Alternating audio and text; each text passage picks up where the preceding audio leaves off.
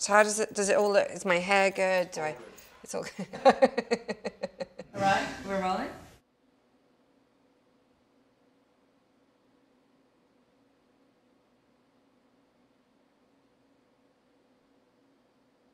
Ghislaine, you've been a philanthropist your whole career, and now you're focused on a new protectorate, the world's oceans. Tell us about your idea and how global citizens can save our common oceans.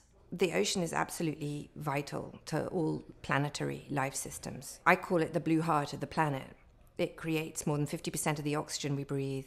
It feeds 16% of the global population. It monitors all, it creates our weather, rainfall. It sequesters carbon. Imagine this. Anything you drop, wherever you are right now watching this, drop something on the floor. That will go into the dustbin. From the dustbin, it will go to the trash. It will go to a landfill. It will then biodegrade. It'll end up in a water system below that, which will then go to a river, which will then go into the ocean. So every single thing that you drop on land, wherever you are, ends up in the ocean.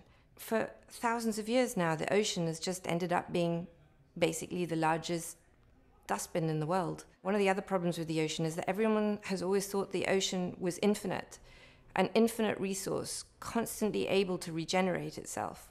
Well, that's just not true.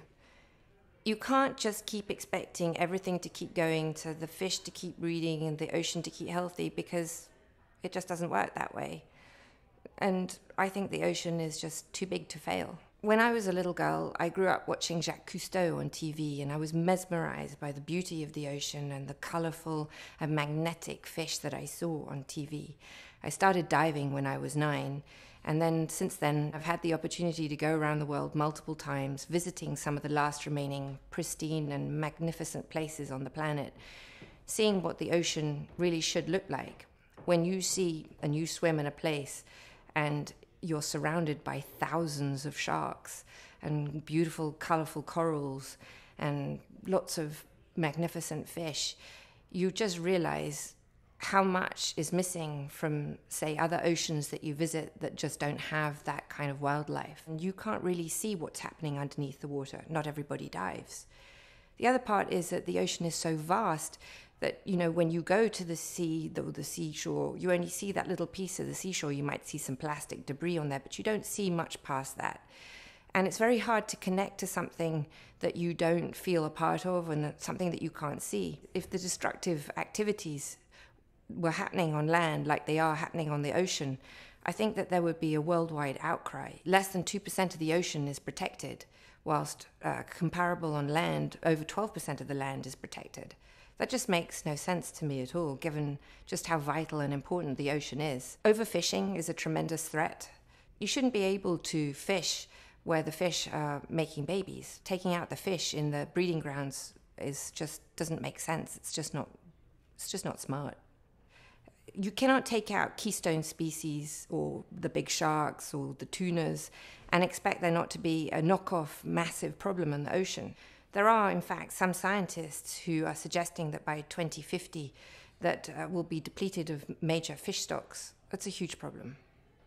There are currently around 150 dead spots across the ocean. Dead spots mean hypoxic areas where there's no O2, meaning that there's no life. If the ocean dies, I'm not sure exactly what the outcome will be, but definitely not good. 64% of the ocean lies outside of any single country's jurisdiction, and under the law it forms the global commons. That means it belongs to you. And up until now, there's never been a way for you to connect to your commons, join your commons, or even indeed share in the benefits of your commons. The Terramar project is an online platform, full digital platform. At the base of it, it has a desire to educate people and bring information and create a global community around the ocean. You can come to the Terramar project, sign in, get your ocean passport that makes you a citizen of the ocean, a citizen of your global commons, spread the word that you love the ocean, tell everybody that you want it to be managed sustainably, and send a really important message to the United Nations that you want the oceans to be part of the Sustainable Development Goals being voted on in September of 2014. Tell everybody how much you love the ocean. Involve your friends and family. make a difference, love your planet for generations to come.